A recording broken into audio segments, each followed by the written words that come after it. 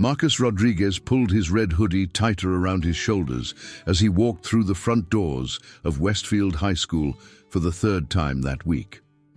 The fabric was soft and worn, frayed slightly at the cuffs from countless washings and constant use.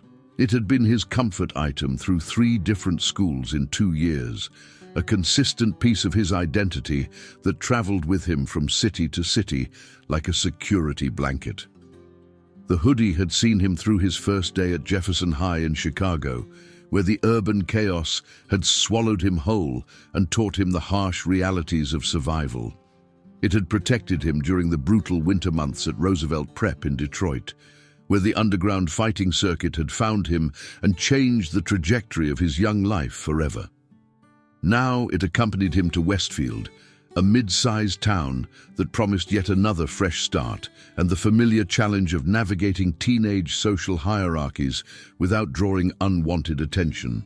His family moved frequently due to his father's construction work, following contracts that took them from one state to another in an endless cycle of packing, relocating, and attempting to establish temporary roots in communities that never quite felt like home. Marcus had learned that keeping a low profile was usually the best strategy for surviving in a new place, a lesson that had been reinforced through painful experience at each previous school. At 17, he was neither tall nor particularly broad, standing about 5 feet 9 inches with a lean build that disguised the compact muscle he'd developed through years of rigorous training. His dark hair fell across his forehead in waves that he often pushed back nervously, and his quiet brown eyes seemed to take in everything while revealing nothing about the complex inner world he'd learned to keep carefully hidden. The hallways of Westfield buzzed with the typical morning energy of teenagers rushing to lockers, catching up on gossip from the night before, and engaging in the ritualistic social positioning that defined high school culture. Groups clustered around lockers, their conversations a mixture of weekend plans, relationship drama, and academic complaints. Athletes moved through the crowds with the confident swagger that came from Friday night victories and social status, while other students navigated the complex social geography with varying degrees of success. Marcus observed it all with the detached interest of someone who had seen this same performance played out in different settings with different actors, but identical underlying dynamics. He navigated through the crowd with practiced invisibility, keeping his head down and his backpack clutched tight against his side.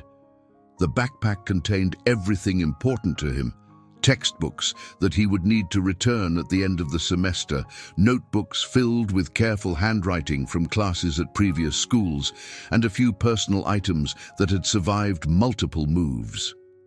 Hidden in the inner pocket was the small stack of cash he'd earned from his last underground fight 3 months ago, money he'd been slowly spending on necessities while keeping most of it saved for emergencies.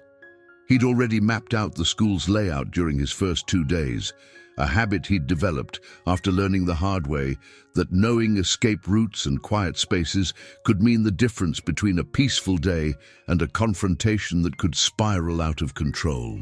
During his reconnaissance of Westfield High, Marcus had identified the quickest routes between classes, noting which hallways were less crowded during passing periods and which teachers supervised the common areas most carefully. He'd located the corners where he could eat lunch alone without drawing attention, the bathroom stalls that provided temporary refuge when social pressure became overwhelming, and the library alcoves where he could disappear between classes when needed. This systematic approach to survival had become second nature to him, a skill set that had served him well in environments where being noticed often meant becoming a target. The morning sun streamed through the large windows that lined the main hallway, casting long shadows across the polished linoleum floors that reflected the fluorescent lighting from above. Westfield High was newer than his previous schools, with modern facilities and an overall atmosphere of suburban prosperity that suggested a community that took pride in its educational institutions. The walls were decorated with student artwork, achievement banners from various academic and athletic competitions, and colorful posters promoting upcoming events like homecoming dances and college fair presentations. It was the kind of school that appeared welcoming and inclusive in promotional materials. But Marcus had learned not to trust first impressions when it came to institutional promises of safety and belonging. "Hey, look what we got here!" a voice called out from behind him as he approached his locker, cutting through the ambient noise of student conversations and slamming metal doors. Marcus didn't need to turn around to know he was the target. He'd heard that particular tone before at Jefferson High and Roosevelt Prep, and it always preceded the same basic script that bullies seemed to follow regardless of geographic location or local culture. It was the sound of trouble finding him once again, despite his careful efforts to remain invisible and avoid the kind of attention that led to confrontations he preferred to avoid. The voice belonged to Tyler Brennan, a stocky senior with bleached hair that had been styled with an excessive amount of gel to create an artificial spike pattern that suggested both vanity and insecurity. Tyler had the kind of swagger that came from never having faced real consequences for his actions, moving through the hallways with the confident stride of someone who had learned to mistake fear for respect. His clothing was expensive, but deliberately casual. Designer jeans and name-brand sneakers that advertised his family's financial status while maintaining the illusion of effortless style. He was flanked by his usual crew, two other seniors who served as his primary enforcers and witnesses to his daily performances of dominance. Jake Morrison was tall and lanky, standing at least 6 feet 2 inches with a thin frame that suggested he'd grown rapidly without developing proportional muscle mass. His arms seemed too long for his body, and he had a habit of gesticulating wildly when he spoke, as if his limbs were operating independently of his conscious control. Despite his awkward proportions, there was something predatory about his movements, a calculated quality to his casual stance that suggested he was always ready to act on Tyler's behalf. His face was sharp and angular, with a cruel smirk that seemed permanently etched around his mouth and cold blue eyes that took pleasure in other people's discomfort. Danny Walsh was shorter than his companions, but built like a linebacker, with broad shoulders and thick arms that strained against the fabric of his vintage band t-shirt. His knuckles looked like they'd seen plenty of use, scarred and slightly swollen in a way that suggested recent violent encounters. There was an air of barely controlled aggression about him, as if he was constantly fighting the urge to resort to physical solutions for every problem he encountered. His dark hair was cropped short in a military style, and his brown eyes held the flat, emotionless quality that Marcus recognized from some of the more dangerous fighters he'd encountered in the underground circuit. They were the unofficial kings of Westfield's social hierarchy, the type of students who wielded their size, reputation, and willingness to use violence as tools for maintaining control over their territory. They operated with the confidence of people who had never been seriously challenged, moving through the school as if they owned every hallway and classroom. Other students automatically stepped aside when they approached, clearing paths and avoiding eye contact in the instinctive way that prey animals avoided predators. Teachers seemed to maintain a careful balance of authority and accommodation, addressing their disruptive behavior when necessary, but never pushing hard enough to provoke serious retaliation. "New kid thinks he's too good to say hello," Tyler continued, stepping closer until Marcus could smell the energy drink on his breath, a sickly sweet combination of artificial caffeine and chemical flavoring that suggested poor dietary choices and excessive stimulant consumption. "That's not very friendly, is it, guys?" His tone carried the exaggerated disappointment of someone performing for an audience, loud enough to attract the attention of nearby students who began to slow their pace and turn their heads to observe the developing situation. Marcus kept his focus on his locker combination, his fingers steady despite the tension building in his shoulders, like a physical weight pressing down on his neck and upper back. The numbers on the combination lock seemed to blur slightly as his peripheral vision expanded to track the movement of Tyler's crew, his unconscious training kicking in to assess potential threats and escape routes.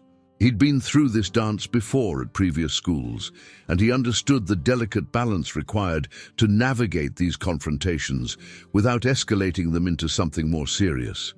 The key was to not give them what they wanted: a reaction, visible fear, or most importantly, a reason to justify escalation to physical violence.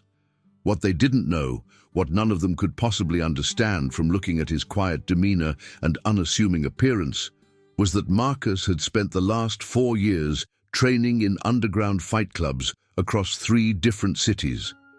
His father's constant relocations had inadvertently introduced him to a world where survival meant learning to fight. And Marcus had discovered he had a natural talent for violence that both thrilled and terrified him in equal measure. The underground circuit was a brutal environment where weakness was exploited without mercy, where fighters learned to absorb tremendous punishment while delivering devastating counterattacks with surgical precision. His training had begun almost by accident in Detroit, when an older man named Eddie Torino had witnessed Marcus being beaten up by local kids near their apartment complex. Eddie had been a professional boxer in his youth, with faded newspaper clippings from the 1980s that showed him landing clean shots on opponents whose names had been forgotten by everyone except die-hard boxing historians. Years of hard living had left Eddie weathered and scarred, but his eye for talent remained sharp. And he'd seen something in Marcus's willingness to keep getting up after being knocked down that reminded him of his own desperate hunger for survival.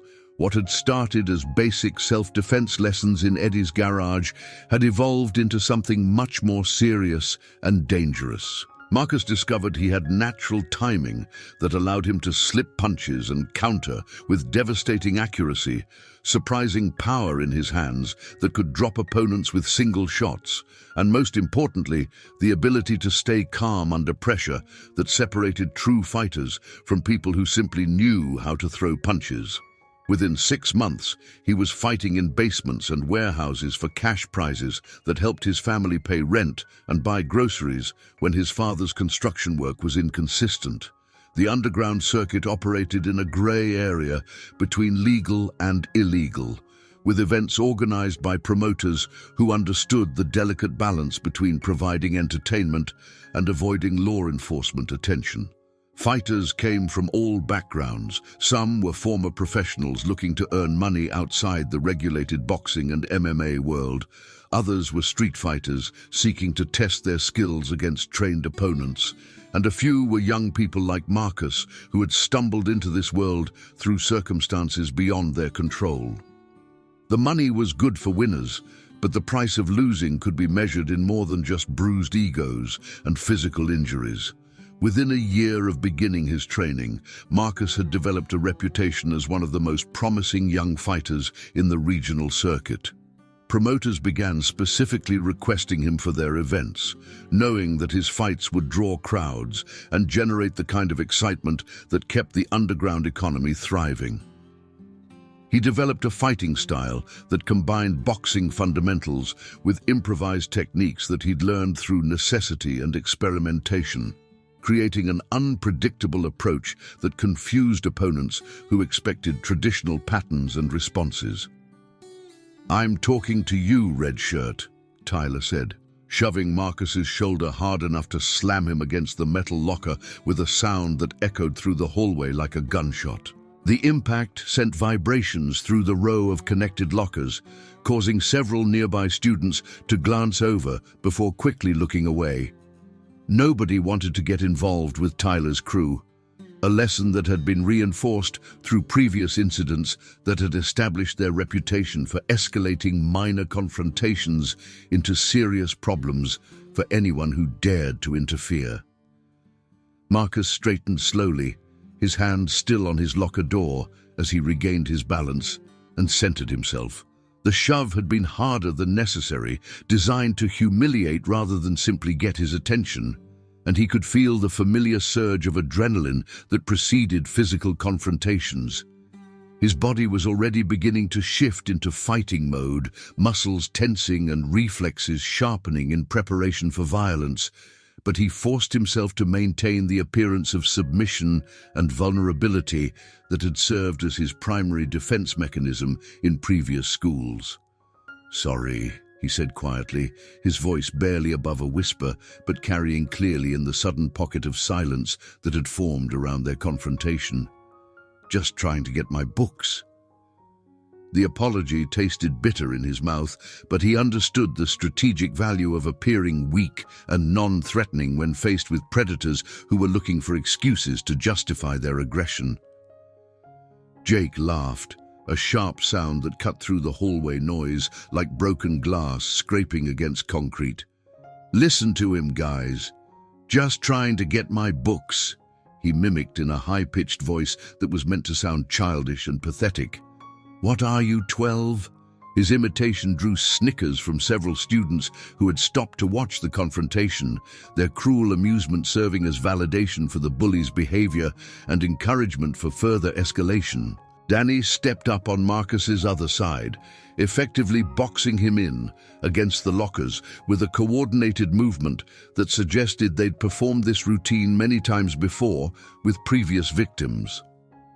"We heard you're from Chicago," he said, cracking his knuckles deliberately with small popping sounds that seemed unnaturally loud in the enclosed space. "Big city boy, huh? Well, this is a small town, and we run things here. You understand what I'm saying?" The question carried an implicit threat that was reinforced by Danny's positioning and the continued attention of the growing crowd of onlookers. Marcus could see other students pretending to organize their lockers while actually listening to every word, their body language revealing their fascination with the drama unfolding before them. Some looked genuinely concerned for his welfare, but most seemed to view the confrontation as entertainment, a break from the monotony of their daily routines that provided the kind of social excitement that would fuel conversations for the rest of the week. Marcus nodded slowly, keeping his eyes down in a gesture of submission that he hoped would satisfy their need for dominance without provoking further aggression. Inside his chest, he could feel his heart rate slowing rather than accelerating, his breathing becoming more controlled and measured as his body automatically shifted into the pre-fight state that had been conditioned through years of underground competition. These were the physical responses he'd trained for years to cultivate before stepping into the makeshift rings where survival depended on maintaining perfect calm while chaos erupted around him. The ability to remain physiologically stable under extreme stress had been one of the most valuable skills he'd developed during his time in the underground circuit. While other fighters allowed adrenaline and emotion to cloud their judgment and compromise their technique, Marcus had learned to channel his nervous energy into heightened awareness and tactical thinking. This skill had served him well in the violent world of illegal fighting, but he was forced to suppress it now to avoid revealing the true nature of his capabilities to potential opponents who might use that knowledge against him. "Good," Tyler said, patting Marcus's cheek in a gesture that was meant to be humiliating, his palm making contact with just enough force to sting without leaving a visible mark. The touch was deliberately invasive and disrespectful, designed to establish dominance through physical contact that stopped just short of assault, while making it clear that Tyler considered Marcus to be completely under his control. "Now here's how things work around here. Every day, you're going to give us whatever cash you've got on you. Think of it as a friendship tax, a small price to pay for our protection and guidance." The demand was delivered with the casual confidence of someone who had never been refused, accompanied by a smile that suggested Tyler genuinely believed he was offering Marcus a reasonable business proposition. The term friendship tax was particularly galling, implying that the extortion was somehow beneficial to the victim, and that resistance would be both ungrateful and foolish. "And on Fridays," Tyler continued, his voice gaining momentum as he outlined the terms of Marcus's subjugation, "you're going to do our homework for us. Math, English, whatever we need. Got it? Consider it a learning experience. You'll be learning how things really work in the world, and we'll be learning whether you're smart enough to follow simple instructions." Before Marcus could respond, the warning bell rang with its sharp electronic tone that cut through the hallway noise and triggered an immediate shift in the crowd's behavior. Students began moving with increased urgency toward their first period classes, their conversations becoming more hurried as they grabbed books and slammed locker doors shut.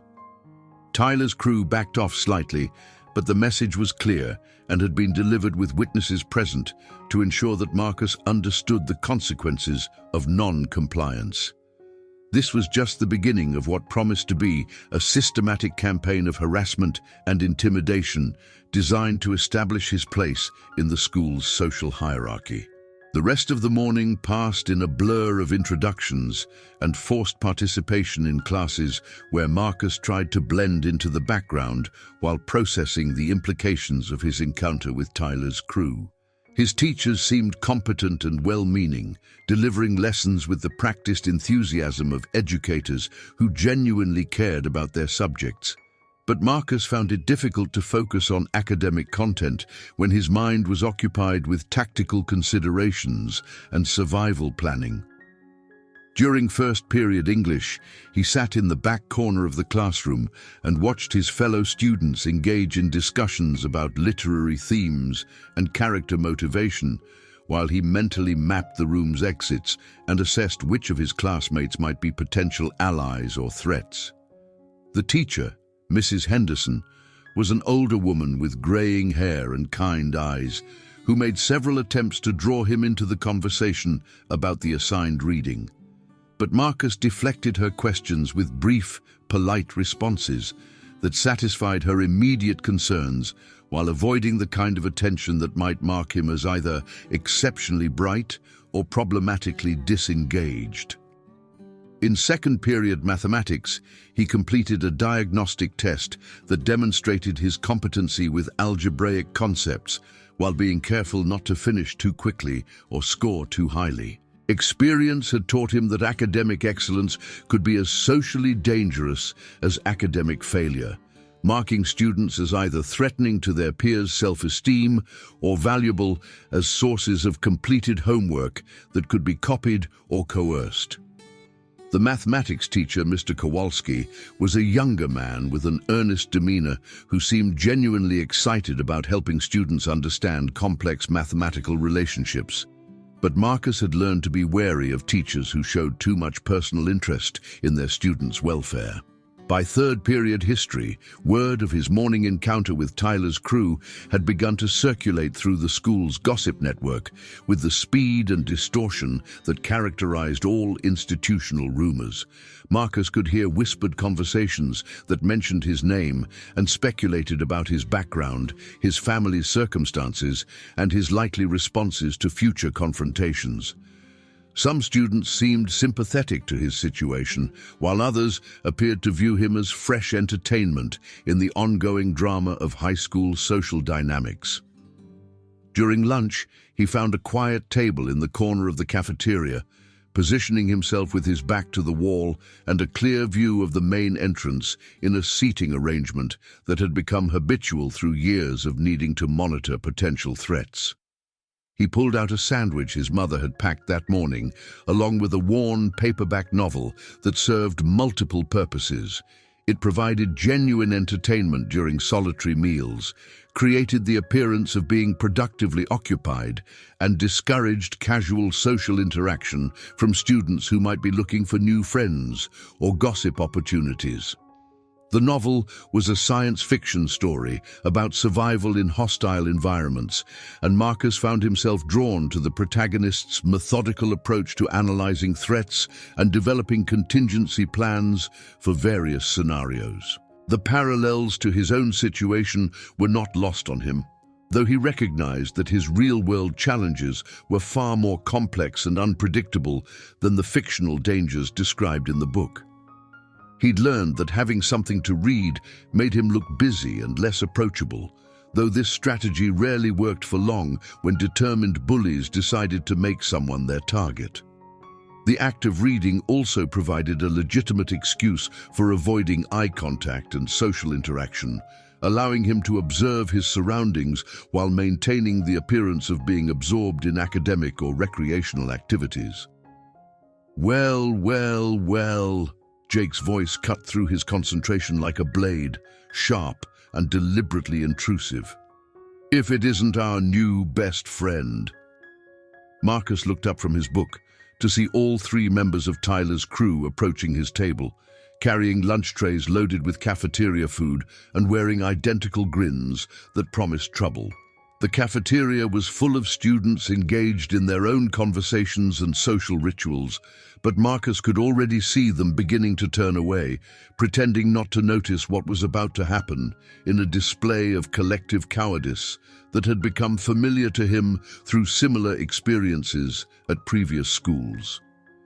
The social dynamics of cafeteria confrontations were particularly complex because they occurred in a semi-public space where many potential witnesses were present, but where the informal nature of the lunch period provided bullies with opportunities to operate with relative impunity. Teachers were often absent or distracted during lunch periods, focusing on their own break time rather than monitoring student interactions, and the general noise level provided cover for verbal harassment that might be more noticeable in classroom settings. "Mind if we sit?" Tyler asked with exaggerated politeness, not waiting for an answer before sliding into the seat directly across from Marcus with a theatrical flourish that was designed to demonstrate his complete disregard for Marcus's preferences or personal space. Jake and Danny flanked him on either side with coordinated movements that effectively trapped Marcus at the small table, their presence immediately making the limited space feel cramped and threatening. The positioning was deliberately intimidating, creating a physical barrier that would make it difficult for Marcus to leave without explicitly asking for permission or forcing his way past one of his tormentors. This type of spatial control was a common tactic among experienced bullies, allowing them to maintain the appearance of casual social interaction while actually exercising coercive power over their targets. "Actually," Marcus started, beginning to stand up from his chair in an attempt to extract himself from the situation before it escalated into something more serious. "Sit down," Danny said sharply, his hand landing heavy on Marcus's shoulder with enough force to demonstrate his physical strength while stopping just short of the kind of obvious assault that might attract official attention. The grip was firm and commanding, designed to force compliance through the implicit threat of escalating violence if his instructions were not followed immediately. Marcus allowed himself to be pushed back into his chair, recognizing that resistance at this point would only provide Tyler's crew with justification for more aggressive tactics. The cafeteria around them continued to buzz with normal lunch period activity, but he could sense the subtle shift in attention as nearby students became aware of the developing confrontation while maintaining the pretense of being absorbed in their own conversations. "We're not done talking," Danny continued, his voice carrying the kind of quiet menace that suggested significant experience with intimidation tactics.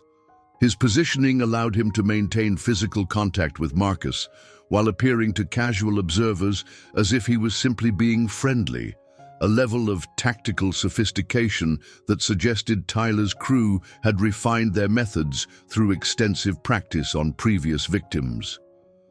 Tyler reached across the table and picked up Marcus's sandwich with deliberate slowness, examining it with exaggerated interest as if it were a fascinating scientific specimen worthy of detailed study.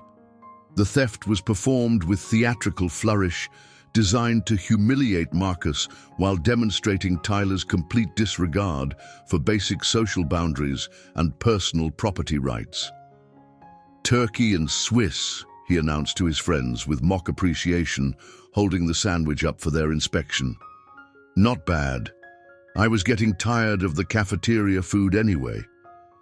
The commentary was delivered loud enough for students at neighboring tables to hear, ensuring that the humiliation would be witnessed by as many people as possible and thereby reinforced through social exposure.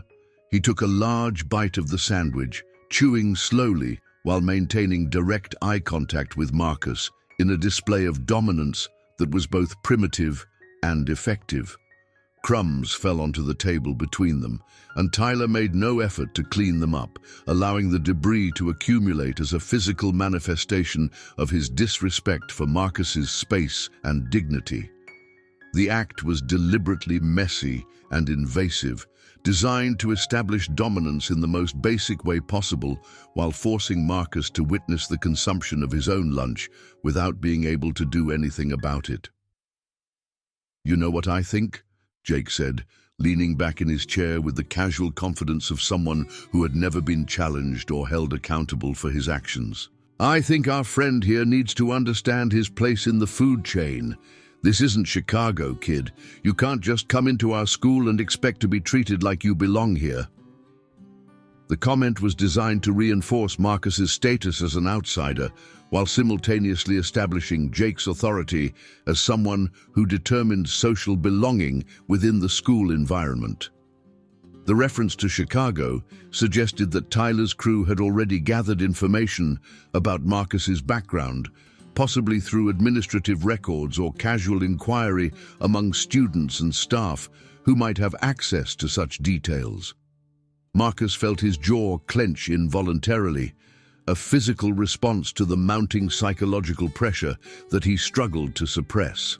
In the underground circuit, he'd learned to read opponents not just through their physical positioning and movement patterns, but through their psychological tactics and emotional manipulation strategies.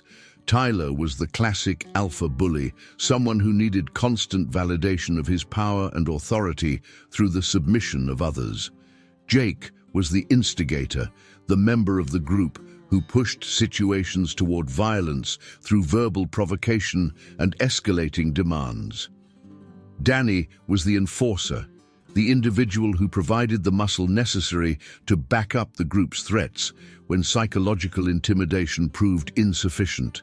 They operated as a coordinated pack, feeding off each other's energy and confidence in a way that made them more dangerous collectively than any of them would be individually.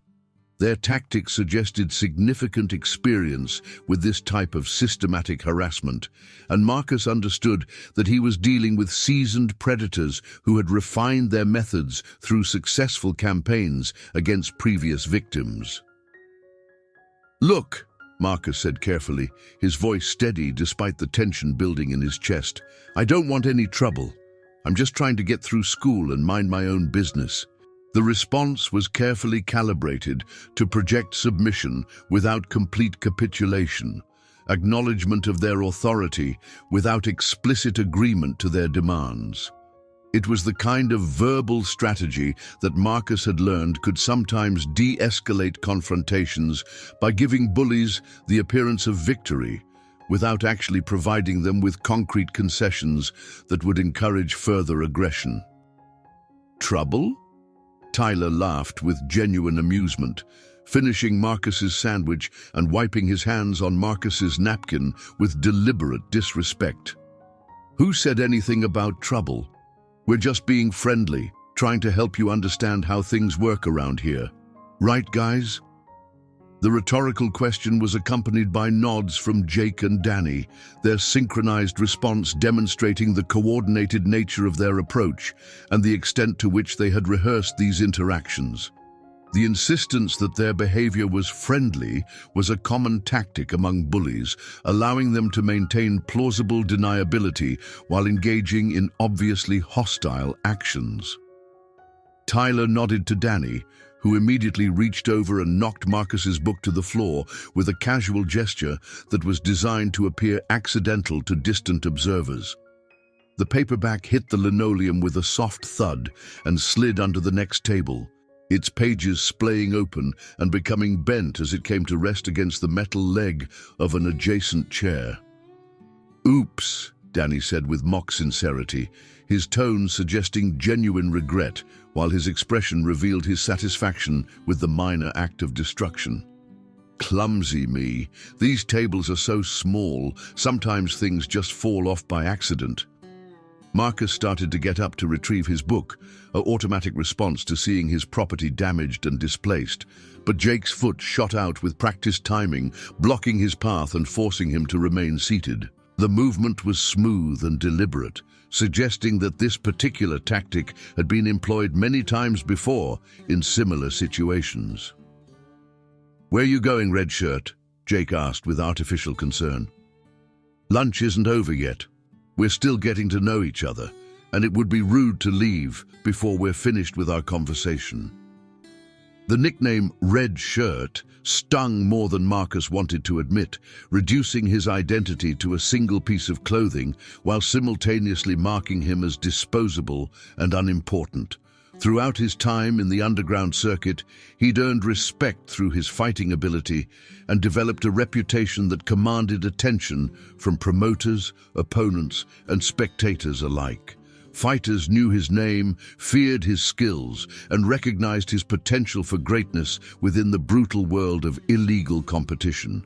But here, in the sterile environment of a suburban high school cafeteria, he was just Red Shirt, a nobody who could be pushed around without consequences or social repercussions.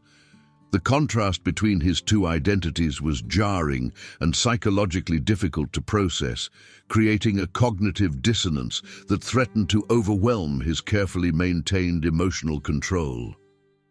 "Please," Marcus said, his voice still quiet, but carrying an edge that hadn't been there before.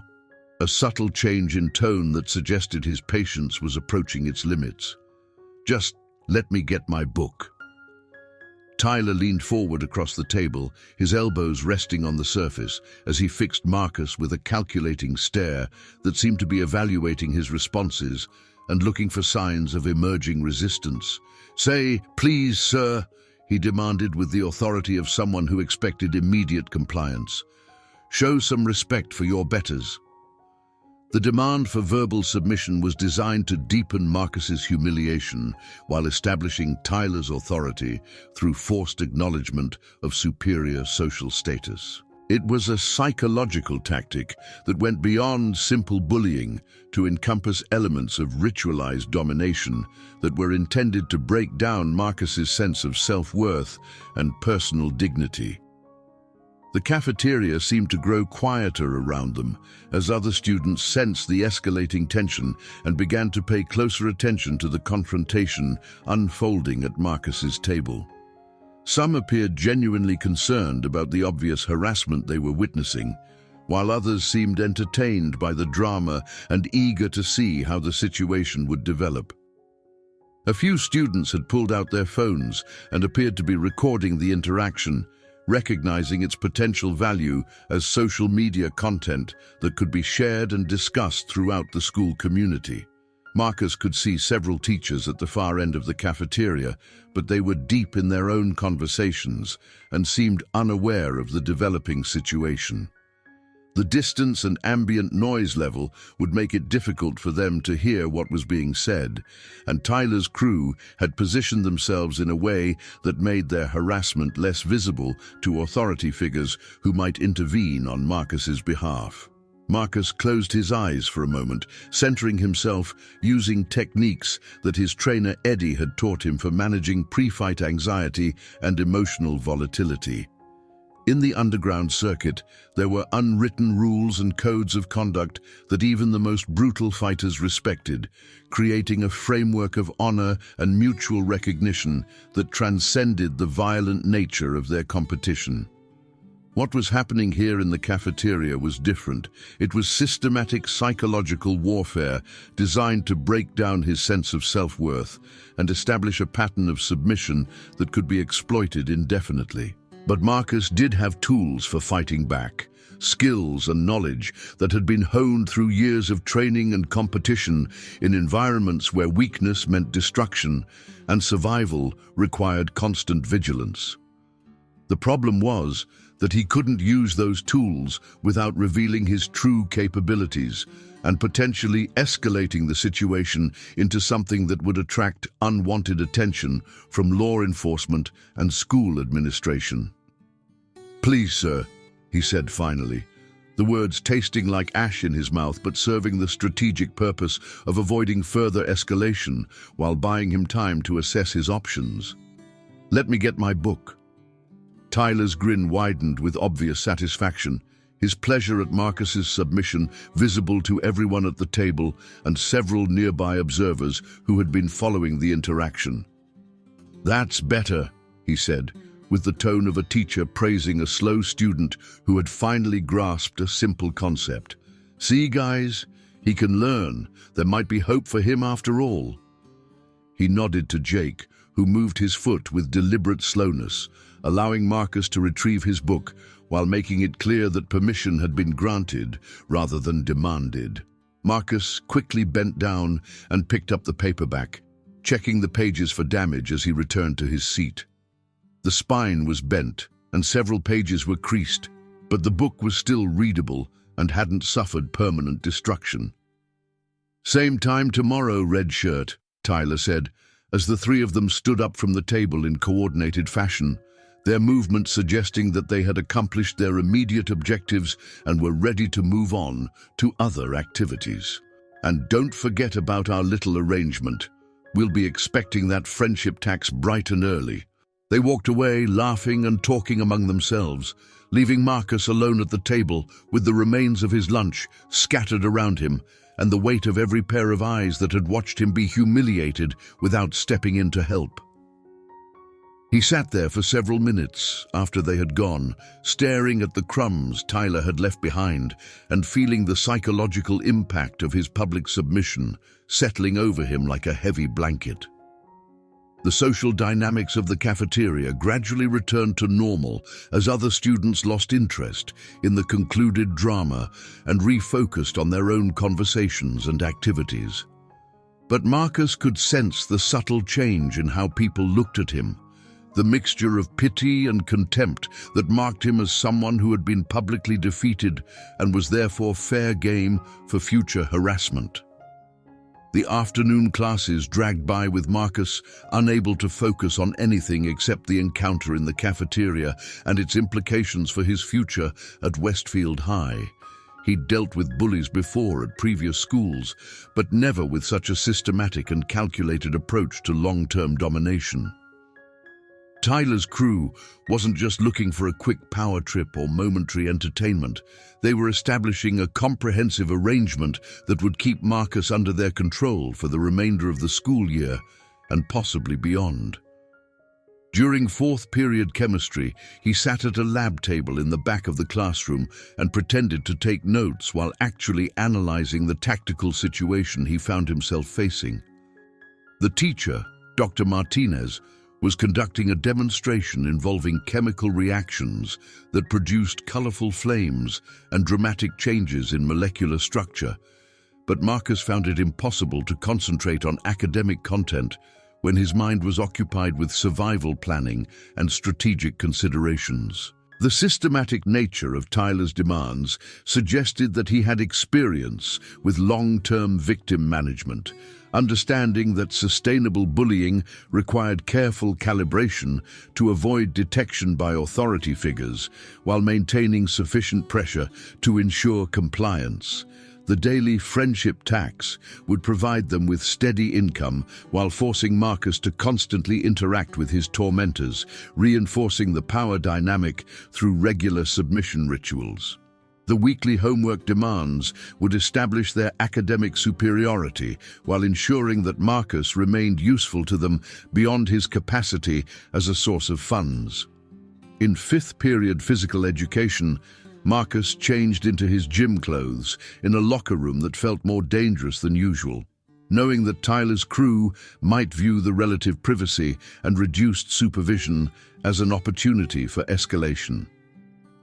The PE teacher, Coach Williams, was an older man with the weathered appearance of someone who had spent decades dealing with teenage behavioral problems, but he seemed focused primarily on organizing activities rather than monitoring individual student interactions. The class was playing basketball, and Marcus found himself on the same team as several students who had witnessed his lunchtime humiliation. Their treatment of him was noticeably different from their interactions with other teammates. They avoided passing him the ball, excluded him from strategic discussions, and generally treated him as if his presence was an embarrassment that reflected poorly on their collective performance. During the game, Marcus noticed that Jake was playing on the opposing team and seemed to be targeting him for particularly aggressive defensive play that bordered on assault. Jake used his height and reach advantage to block shots with excessive force, bumped into Marcus during plays in ways that appeared accidental but felt deliberate, and engaged in the kind of trash talk that was technically within the rules but clearly designed to provoke a reaction that would justify retaliation. Coach Williams either didn't notice the targeted harassment or chose to ignore it in favor of maintaining the flow of the game. This type of willful blindness was common among authority figures who preferred to avoid dealing with complex social dynamics that didn't fit neatly into their administrative responsibilities. As long as no obvious rules were being broken and no one was filing formal complaints, many teachers and coaches found it easier to pretend that subtle bullying wasn't occurring rather than invest the time and energy required to address it effectively. As the final bell rang, Marcus gathered his books and headed for his locker, hoping to avoid another direct confrontation by moving quickly through the hallways and exiting the building before Tyler's crew could position themselves for an ambush. But as he turned the corner into the main hallway, he saw them waiting for him with the patient confidence of predators who knew their prey had limited options for escape. Tyler was leaning against a bank of lockers with his arms crossed, displaying the casual arrogance of someone who owned the space and everything in it. Jake and Danny had positioned themselves strategically to block the primary exit routes, cutting off Marcus's most obvious paths to safety while maintaining the appearance of casual conversation that wouldn't attract attention from passing teachers or administrators. The hallway was emptying quickly as students rushed to catch buses, meet friends for after-school activities, or simply escape the institutional environment for the relative freedom of their home lives. Within minutes, the area around the school's main entrance would be deserted, except for Marcus and his pursuers, creating the perfect environment for a confrontation that could escalate without interference from authority figures or potential witnesses. "Time to pay up, red shirt," Tyler called out as Marcus approached, his voice carrying the expectant tone of someone collecting on a debt that had already been agreed upon. The hallway was rapidly emptying as students sensed the developing tension and made themselves scarce, leaving Marcus with fewer potential witnesses and even less hope of intervention from concerned observers. Marcus reached into his pocket and pulled out a crumpled $5 bill. His lunch money for the next day that his mother had given him that morning, along with the carefully packed sandwich that Tyler had consumed during lunch. He held the money out without making eye contact, hoping that the transaction would be quick and quiet enough to avoid attracting additional attention from the few remaining students who were still moving through the hallways. Tyler snatched the money from Marcus's outstretched hand and examined it with theatrical disappointment, holding the bill up to the light as if checking for counterfeiting before making a show of counting its value with exaggerated precision. $5, he said with mock astonishment. "That's it? Come on, Chicago. I know you've got more than this hidden somewhere." The accusation was delivered with the confidence of someone who assumed that all victims were naturally deceptive and that resistance was simply a matter of insufficient pressure rather than genuine inability to comply with demands. Tyler's experience with previous targets had apparently taught him that initial submissions were often incomplete and that sustained harassment could usually extract additional concessions from people who were trying to minimize their losses. "That's all I have," Marcus said truthfully, his voice steady despite the mounting tension in his chest and shoulders. His family wasn't wealthy by any measure, and he'd learned to make every dollar stretch through careful budgeting and strategic spending decisions that prioritized necessities over luxuries. The $5 represented a significant portion of his weekly allowance, money that he would now have to replace somehow or go without lunch for the remainder of the week. "Check his backpack," Jake suggested with a cruel smile that revealed his anticipation of further humiliation and privacy violation. "Maybe he's hiding something in there. You never know what these quiet types are carrying around." Before Marcus could protest, Danny grabbed his backpack with rough efficiency and dumped the contents onto the hallway floor in a display of casual destruction that scattered his possessions across the polished linoleum. Books, notebooks, pens, pencils, and personal items spread out in a chaotic pattern that would take several minutes to collect and reorganize, assuming that nothing was damaged or stolen during the process. Other students walking by stepped around the mess without stopping, their eyes carefully averted in the universal gesture of people who wanted to avoid becoming involved in situations that might require them to take moral stands or face social consequences for their actions. The collective cowardice was both understandable and disappointing, reflecting the complex social dynamics that allowed bullying to flourish in institutional environments where bystander intervention could make the difference between isolated incidents and systematic campaigns of harassment. "Look what we have here," Tyler said with obvious delight, bending down to pick up a small photograph that had fallen from one of Marcus's textbooks during the violent unpacking of his possessions. The photo showed Marcus with his arms around a middle-aged man and woman, clearly his parents, taken at what looked like a family barbecue in someone's backyard during happier times when the future had seemed more stable and predictable. Marcus felt something cold and sharp settle in his stomach as Tyler held the photograph up for Jake and Danny to see, their expressions revealing their immediate recognition of its emotional significance and potential value as a tool for psychological torture. Family photographs were deeply personal possessions that carried sentimental value far beyond their monetary worth, making them perfect targets for bullies who understood that destroying meaningful objects could inflict psychological damage that lasted far longer than physical injuries. "Oh, how sweet," Tyler said with exaggerated sentimentality, his tone suggesting the kind of fake sympathy that made genuine concern sound manipulative and insincere. "He carries pictures of Mommy and Daddy around with him. Isn't that precious?" The mockery was designed to make Marcus's love for his family seem childish and pathetic, transforming a normal expression of emotional connection into evidence of weakness and dependency.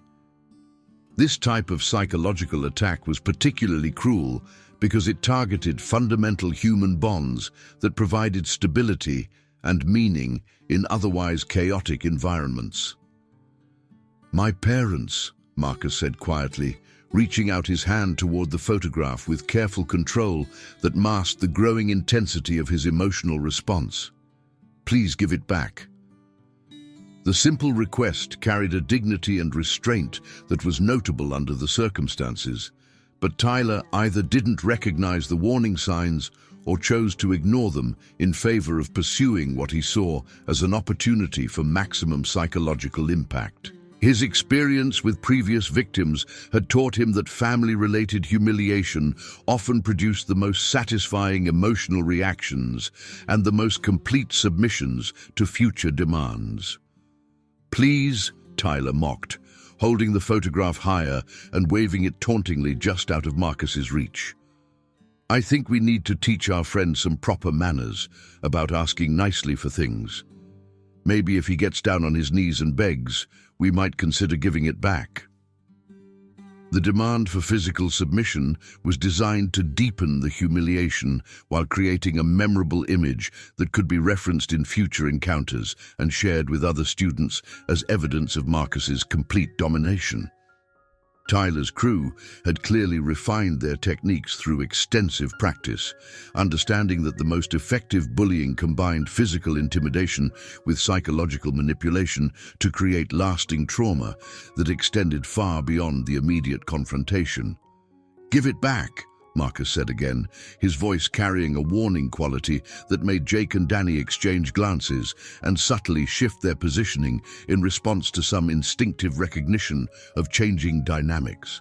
For just a moment, something had shifted in Marcus's demeanor, a subtle change in posture, a different quality to his stillness that suggested the presence of capabilities that hadn't been evident during their previous interactions. The transformation was barely visible to casual observation, but individuals with experience in violent environments often developed the ability to recognize when someone was transitioning from defensive to offensive mindset. Jake and Danny had been involved in enough physical confrontations to sense when a situation was approaching a potential turning point, even if they couldn't articulate exactly what they were detecting. Tyler either didn't notice the change or chose to ignore it in favor of completing his performance for the remaining audience of students who were still moving through the hallways. His investment in maintaining his dominant status had reached a point where backing down would represent a significant loss of face that could undermine his authority in future encounters with other potential victims. "Or what?" he challenged, waving the photograph with deliberate provocation while maintaining direct eye contact with Marcus in a display of dominance that was both primitive and effective. "You going to tell the teacher? Call your mommy to come pick you up and fight your battles for you?"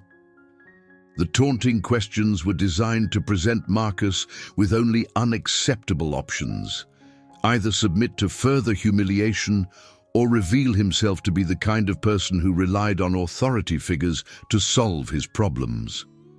It was a classic manipulation tactic that forced victims to choose between different types of social defeat, while providing the bully with justification for escalating harassment, regardless of which option was selected.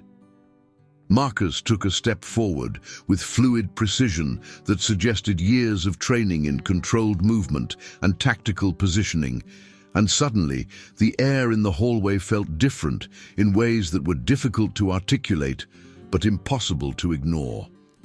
Danny's hand moved instinctively toward his waistband in a gesture that revealed both his experience with physical confrontation and his recognition that the situation had shifted into potentially dangerous territory.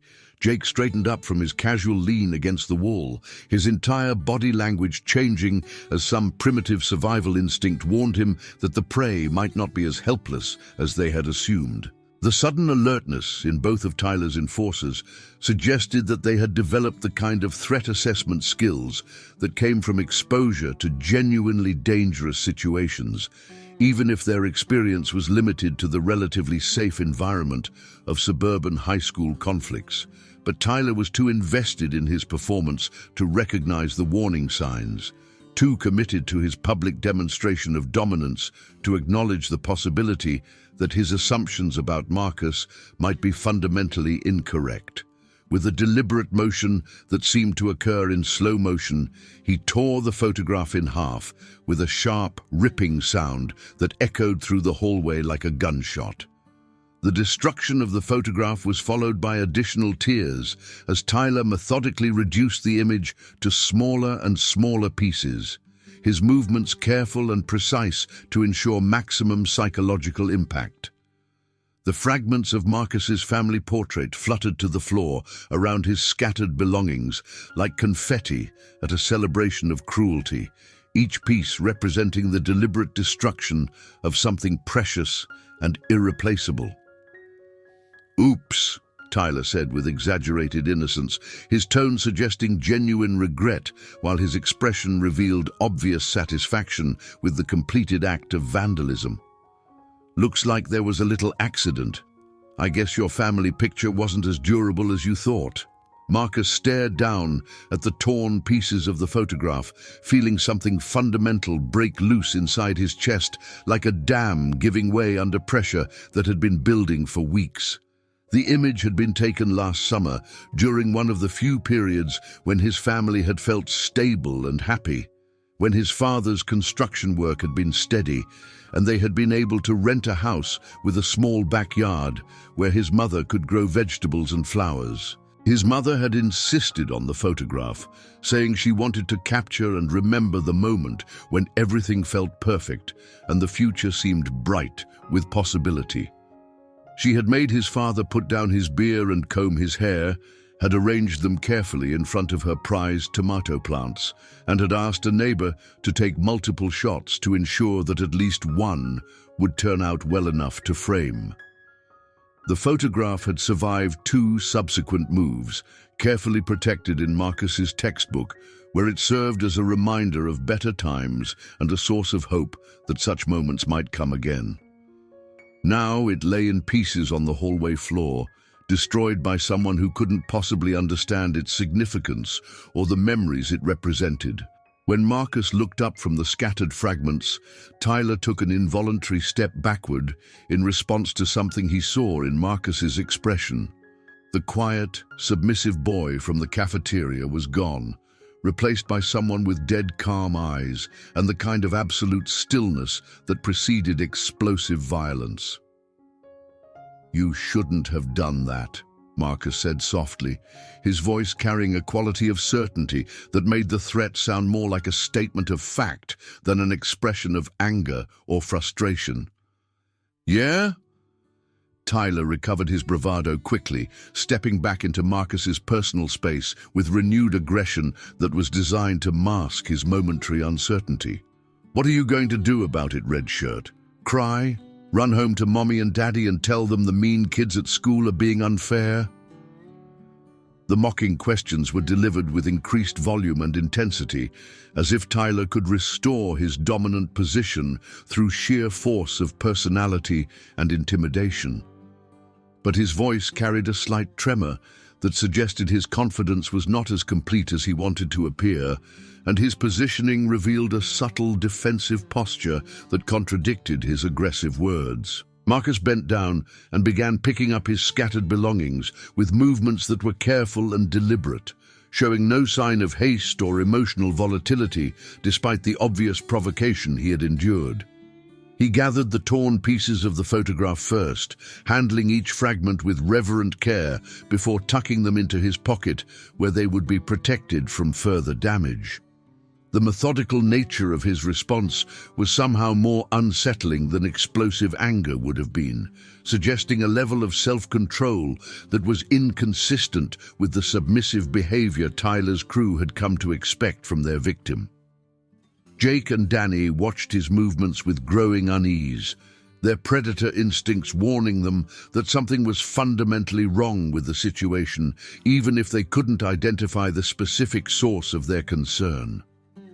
Marcus then collected his books, notebooks, and other possessions with the same careful precision, checking each item for damage before returning it to his backpack in an organized manner that suggested extensive practice with equipment management and personal organization.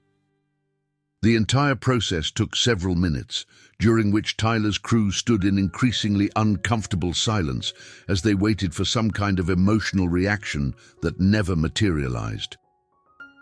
"That's right," Jake said with forced bravado, trying to regain the momentum that had somehow shifted away from them despite their apparent victory. "Clean up your mess like a good little boy. Maybe next time you'll remember to show proper respect." Marcus stood slowly after repacking his backpack, shouldering the bag with smooth efficiency that suggested extensive experience with rapid equipment deployment and tactical preparation. When he looked at Tyler again, his expression was completely neutral, showing no trace of the anger or humiliation that would have been natural responses to the harassment he had endured. "I'll see you after school," he said simply, his words carrying a calm certainty that made them sound more like a scheduled appointment than a threat or challenge. The statement was delivered without emotion or elaboration, but something about its tone and timing sent a chill through all 3 members of Tyler's crew, They had been expecting tears, pleading, or angry outbursts that would provide them with additional opportunities for humiliation and control. Instead, they were confronted with a response that seemed to shift the entire dynamic of their relationship in ways they didn't understand. "What's that supposed to mean?" Danny demanded, his voice carrying an edge of uncertainty that revealed his growing discomfort with the situation. His experience with intimidation tactics had taught him to recognize when prey animals were exhibiting unexpected behaviors that might indicate hidden dangers or capabilities. But Marcus was already walking away, heading toward the exit doors with steady, measured steps that suggested complete confidence in his ability to navigate whatever consequences might arise from his cryptic promise. His pace was neither hurried nor delayed, showing no sign of fear or eagerness that might provide Tyler's crew with additional information about his intentions or capabilities. Tyler called after him with increasing desperation. "Hey, we're not done here. Get back here when I'm talking to you." But Marcus didn't turn around or acknowledge the shouted commands, pushing through the exit doors and stepping out into the afternoon sunlight with the calm determination of someone who had made an important decision and was committed to following through, regardless of consequences. The three bullies were left standing in the rapidly emptying hallway with a vague but powerful sense that something fundamental had just shifted in their carefully controlled dynamic. The encounter had ended with their apparent victory. They had taken Marcus's money, destroyed his personal property, and publicly humiliated him in front of multiple witnesses. But somehow, the conclusion felt less like triumph and more like the beginning of something they hadn't anticipated and weren't prepared to handle. The rest of the afternoon and evening passed with unusual normalcy for Marcus, as if the school confrontation had occurred in a separate reality that didn't connect to his family life or personal routines. He walked home to the small apartment his family was renting in a complex that was clean but obviously budget-conscious, with thin walls and minimal amenities that reflected their economic circumstances without being genuinely depressing. The neighborhood was quiet and working class, populated by families who were struggling to maintain middle-class aspirations despite economic pressures that made long-term planning difficult. Children played in small yards while parents worked multiple jobs or dealt with the stress of employment uncertainty, creating a community atmosphere that was supportive but cautious about forming deep attachments that might be disrupted by future relocations. Marcus completed his homework with mechanical precision at the small desk in his bedroom, focusing on mathematical problems and reading assignments with the same methodical attention to detail that he applied to equipment maintenance and tactical preparation.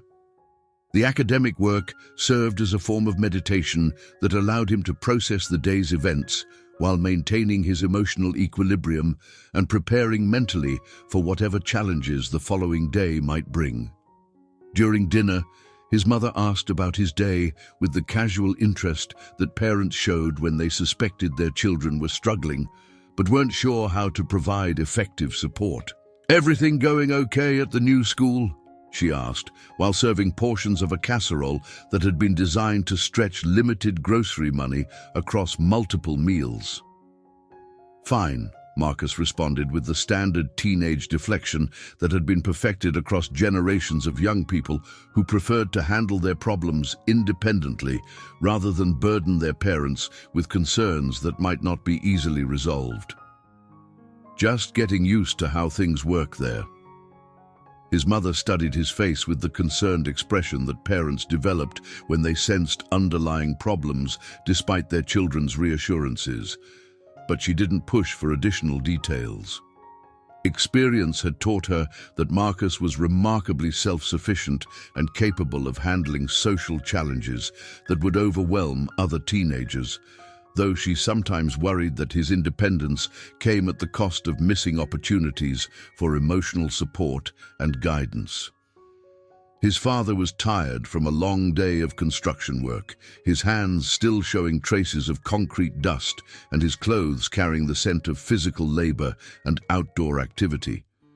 The construction industry was demanding and unpredictable, requiring workers to travel wherever projects were available and adapt to constantly changing working conditions that made stable family life challenging to maintain. "How's the job situation looking?" Marcus asked, knowing that his father's employment prospects directly affected their family's future stability and the likelihood of another move in the near future. "Pretty good for now," his father replied while rubbing his sore shoulders. "Got at least 3 months of work lined up, maybe 6 if the weather cooperates and the financing holds together. Might actually be able to finish out the school year in one place this time." The tentative optimism in his father's voice reflected years of experience with projects that promised stability but ended abruptly due to budget cuts, weather delays, or economic factors beyond anyone's control. The construction industry was notorious for its boom and bust cycles that forced workers to constantly search for new opportunities while dealing with periods of unemployment that could devastate family finances. That evening, Marcus stood in front of his bedroom mirror and carefully unwrapped the athletic tape from around his hands, a ritual he had maintained even during his forced retirement from the underground fighting circuit. The tape served multiple purposes. It protected his knuckles and wrists during training sessions, provided psychological preparation for combat situations, and served as a physical reminder of skills and capabilities that remained ready for use despite being temporarily dormant.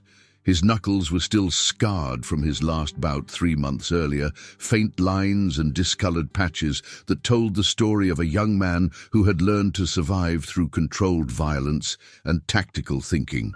The scars were not immediately obvious to casual observation, but they became visible under close examination and served as permanent reminders of experiences that had shaped his understanding of conflict and survival. The underground circuit had found him almost by accident during his family's time in Detroit, when economic pressures had forced them to live in a rough neighborhood where violence was a daily reality rather than an abstract possibility. Marcus had been getting beaten up regularly by local kids near their apartment complex when an older man named Eddie Torino had intervened, driven by some combination of sympathy and recognition of potential that others had missed.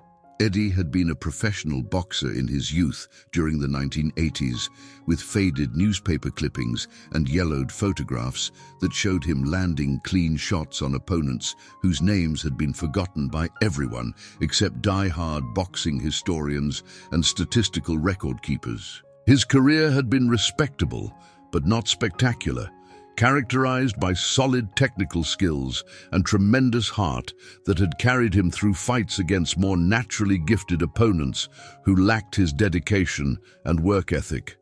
Years of hard living, financial struggles, and the cumulative effects of taking too many punches had left Eddie weathered and scarred, but his eye for talent remained sharp, and his understanding of fighting fundamentals was encyclopedic. He had seen something in Marcus's willingness to keep getting up after being knocked down that reminded him of his own desperate hunger for survival and success, recognizing a quality that couldn't be taught but could be developed and refined through proper training. What had started as basic self-defense lessons in Eddie's converted garage had evolved into something much more serious and comprehensive, as Marcus demonstrated natural abilities that exceeded Eddie's initial expectations. The young man had innate timing that allowed him to slip punches with minimal movement and counter with devastating accuracy, surprising power in his hands that could drop opponents with single well-placed shots, and most importantly, the psychological toughness to stay calm under pressure that separated true fighters from people who simply knew how to throw punches. The underground circuit operated in a shadowy area between legal and illegal activity, with events organized by promoters who understood the delicate balance between providing entertainment and avoiding law enforcement attention that could shut down their operations. The fights took place in basements, warehouses, abandoned buildings, and other venues that could accommodate crowds while providing enough isolation to prevent complaints from neighbors or interference from authorities. Fighters came from diverse backgrounds and circumstances, united only by their need for money and their willingness to accept physical punishment in exchange for the opportunity to inflict damage on their opponents. Some were former professionals looking to earn income outside the regulated boxing and MMA world. Others were street fighters seeking to test their skills against trained opponents. And a few were young people like Marcus, who had stumbled into this world through desperation and discovered they had natural talent for controlled violence. The money was substantial for winners, especially for fighters who could develop followings and generate excitement among spectators who were looking for more authentic and brutal competition than they could find in mainstream sporting events. But the price of losing extended far beyond bruised egos and physical injuries to include potential legal problems, medical expenses, and involvement with criminal elements who used the fighting circuit as a cover for other illegal activities. Within 6 months of beginning his training with Eddie, Marcus was fighting regularly in basement venues and warehouse spaces, earning money that helped his family pay rent and buy groceries when his father's construction work was inconsistent or non-existent. His natural abilities, combined with Eddie's technical instruction and strategic guidance, allowed him to develop a fighting style that was both effective and distinctive. Within a year of his first amateur bout, Marcus had developed a reputation as one of the most promising young fighters in the regional circuit, attracting attention from promoters who specifically requested him for their events because they knew his fights would draw crowds and generate the kind of excitement that kept the underground economy thriving. His style combined traditional boxing fundamentals with improvised techniques that he had learned through necessity and experimentation, creating an unpredictable approach that confused opponents who expected conventional patterns and responses. Marcus rewrapped his hands with the same careful attention to detail that he brought to all aspects of preparation and equipment maintenance, ensuring that the tape was tight enough to provide support without restricting circulation or flexibility. The process served as both practical preparation and psychological ritual, helping him transition from his civilian identity as a quiet high school student to his fighter persona as someone capable of inflicting serious damage on opponents who underestimated his abilities. He spent the next hour working through his training routine in the confined space between his bed and desk, shadow boxing with fluid precision that demonstrated years of practice and muscle memory that remained sharp despite months of forced inactivity. His body remembered every movement perfectly, the footwork patterns that allowed him to maintain optimal positioning, the defensive combinations that could turn an opponent's aggression against them, and the offensive sequences that could end fights with brutal efficiency. The training session was conducted in complete silence to avoid disturbing his parents or attracting attention from neighbors who might wonder about unusual sounds coming from his bedroom. Every punch, every movement, every shift in position was executed with controlled precision that maximized the effectiveness of his practice while minimizing the noise and space requirements that could reveal his activities to unwanted observers.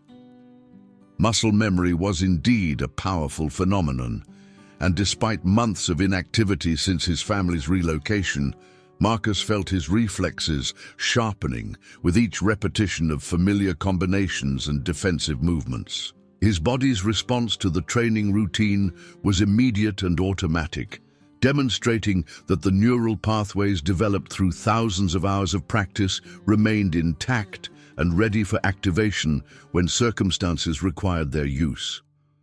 The next morning at Westfield High School, Marcus could sense the change in atmosphere immediately upon entering the building, as if word of his cryptic promise to Tyler's crew had spread through the student gossip network and created an undercurrent of anticipation and excitement that was palpable but difficult to articulate. Students were watching him with a mixture of curiosity, concern, and expectation that suggested they understood something significant was building toward a conclusion. Some looked genuinely sympathetic to his situation, having witnessed his systematic humiliation and recognized the injustice of Tyler's behavior, but most seemed to view the developing situation as potential entertainment that would provide excitement and social drama to break up the monotony of their daily academic routines. The psychology of teenage spectators was complex and often cruel, driven by a combination of genuine concern for victims and morbid fascination with violence that could provide vicarious thrills without personal risk. Tyler's crew was more aggressive than usual throughout the morning, emboldened by their apparent victory the previous day and eager to capitalize on Marcus's submission before he could recover his dignity or find alternative sources of support. They made a point of blocking his path in the hallways with coordinated movements that forced him to walk around them, creating deliberate obstacles while making loud comments about his appearance, his family, and his general worthlessness that were designed to attract attention and reinforce their dominant status. During first period English, Jake made a show of borrowing a pen from Mrs. Henderson and then ostentatiously offering to lend it to Marcus, since his family probably couldn't afford school supplies. The comment was delivered with enough volume to ensure that half the class could hear it, creating an uncomfortable silence that was broken only by the teacher's sharp reprimand and her instruction for everyone to focus on their assigned reading. In second period mathematics, Danny positioned himself directly behind Marcus and spent the entire class period making quiet comments about the previous day's confrontation, describing the photograph destruction in graphic detail and speculating about what other personal possessions might be vulnerable to similar treatment. Mr. Kowalski was focused on demonstrating complex algebraic equations and didn't notice the whispered harassment that was systematically undermining Marcus's ability to concentrate on the lesson. During third period history, Tyler made a point of sitting directly across from Marcus and maintaining constant eye contact, while the teacher discussed various historical conflicts and their resolution through diplomatic and military means. The sustained stare was designed to be intimidating and unsettling, a reminder of Tyler's authority and Marcus's subordinate status that required no words or obvious actions that might attract teacher attention. The psychological pressure was constant and carefully calibrated to maintain maximum stress without crossing obvious lines that would trigger administrative intervention. Tyler's crew had clearly refined their techniques through extensive practice, understanding how to exploit the gaps in teacher supervision and institutional oversight that allowed systematic harassment to continue undetected by authority figures who were focused primarily on academic content delivery rather than social dynamics management. During lunch period, the situation escalated significantly when Tyler's crew took over Marcus's usual corner table, forcing him to stand near the garbage cans while eating his replacement lunch that his mother had packed after he'd explained that he'd lost the previous day's sandwich. The displacement was deliberately public and humiliating, sending a clear message to the entire cafeteria about Marcus's reduced status and his crew's expanding control over school territory. "Looking a little tense there, red shirt," Jake commented loudly as Marcus passed their appropriated table on his way to dispose of his lunch tray. "You sleep okay last night? Maybe you were having nightmares about torn photographs and broken promises." The reference to his cryptic promise from the previous day was designed to make him appear foolish and impotent, someone who made threats he couldn't back up and challenges he wasn't prepared to meet. Jake's tone suggested that he viewed Marcus's promise as evidence of desperation rather than determination, a pathetic attempt to salvage dignity from an impossible situation. Marcus didn't respond verbally, but several students at nearby tables had stopped eating to listen to the developing confrontation, their attention creating an audience that would amplify whatever happened next throughout the school's social network. The cafeteria atmosphere was becoming increasingly charged with anticipation, as if everyone present could sense that the ongoing conflict was approaching some kind of resolution. "I heard his mommy called the school this morning," Danny added with deliberate volume that ensured his words would carry to the surrounding tables. "Wanted to complain about kids being mean to her precious baby. Probably wants them to give him a bodyguard to protect him from the big, scary teenagers." This accusation was completely fabricated, but truth had never been a priority for bullies, who understood that rumors and speculation could be more damaging than actual facts. The lie would spread through the school's gossip network within hours, adding another layer of humiliation to Marcus's growing reputation as someone who couldn't handle his own problems and needed parental intervention to function in a normal social environment. "That's enough," came a clear, authoritative voice from across the cafeteria that cut through the ambient noise and caused multiple conversations to pause in recognition of its serious tone. Everyone turned to see Sarah Martinez, the student body president, walking toward their table with a determined expression that suggested she had finally decided to use her social status and leadership position to intervene in the ongoing harassment. Sarah was a senior who commanded genuine respect from both students and faculty through her combination of academic excellence, leadership skills, and moral integrity that was unusual among teenagers who were typically more concerned with personal popularity than social justice. She moved through the cafeteria with the confident stride of someone who was accustomed to being taken seriously and expected her words to carry weight in resolving conflicts. "Stay out of this, Martinez," Tyler warned, but his voice lacked its usual confidence and carried a note of uncertainty that suggested he recognized the potential threat that Sarah's intervention represented to his carefully maintained authority. Her social status was sufficient to create real problems for bullies if she chose to make an issue of their behavior, potentially involving administrators and parents in ways that could have serious consequences for their future plans. Sarah had the kind of influence that could mobilize other students, organize boycotts of social events, and generally make life difficult for people who crossed her or violated her sense of fairness and justice.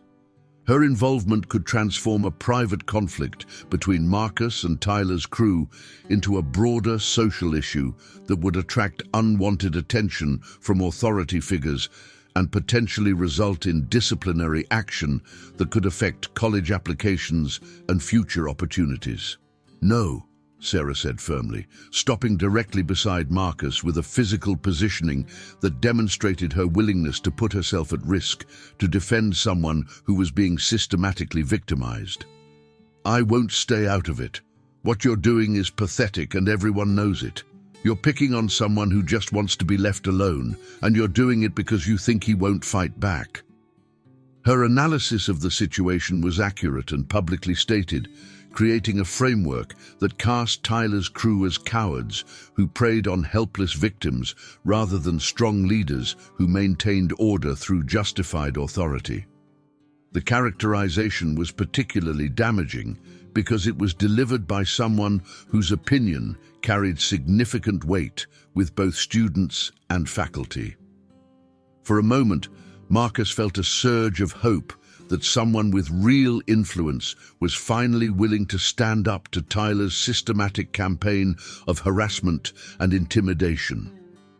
Sarah's intervention represented the kind of institutional support that could potentially end his problems without requiring him to resort to the violent solutions that he was trained to implement but preferred to avoid.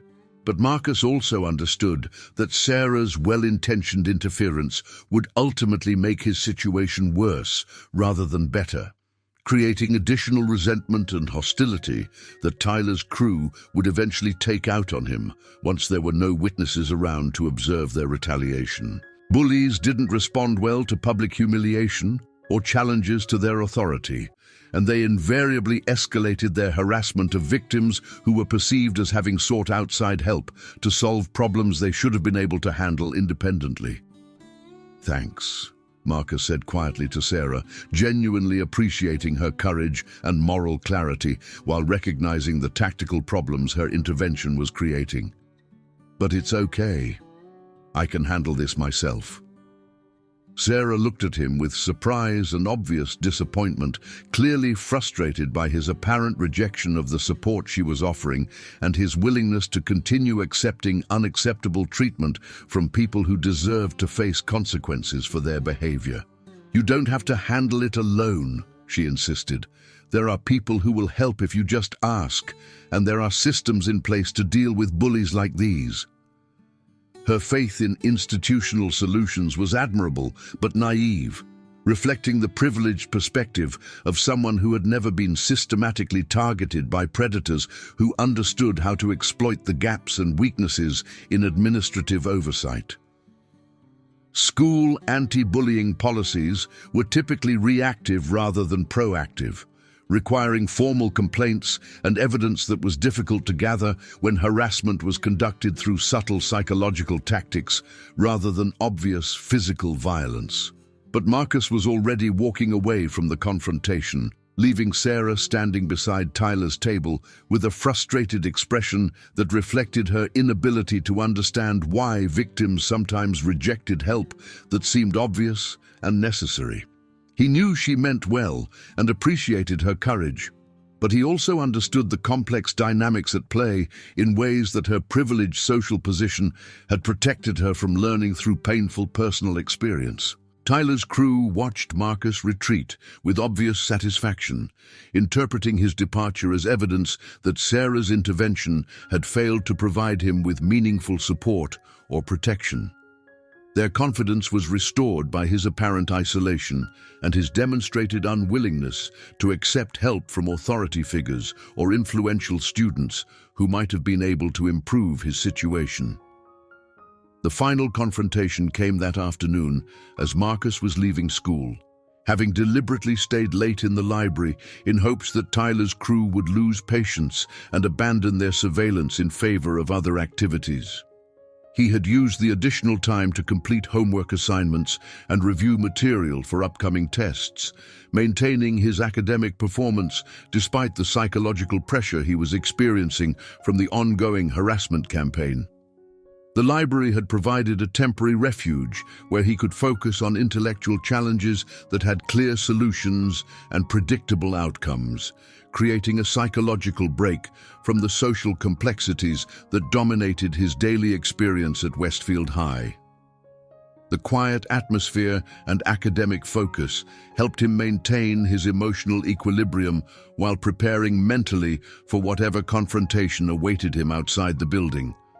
But as he pushed through the front doors of the school at nearly 4 o'clock, he saw Tyler's crew positioned strategically around the parking lot with the patient confidence of predators who had been waiting for hours and were committed to seeing their hunt through to its conclusion. Tyler was leaning against a car near the main exit, while Jake and Danny had positioned themselves to block alternative routes that Marcus might use to avoid direct confrontation. The positioning was professional and coordinated, suggesting that they had spent considerable time planning their ambush and were determined to force the confrontation that Marcus had promised the previous day. Their patience and tactical preparation demonstrated a level of commitment that went beyond casual bullying to encompass something more systematic and dangerous.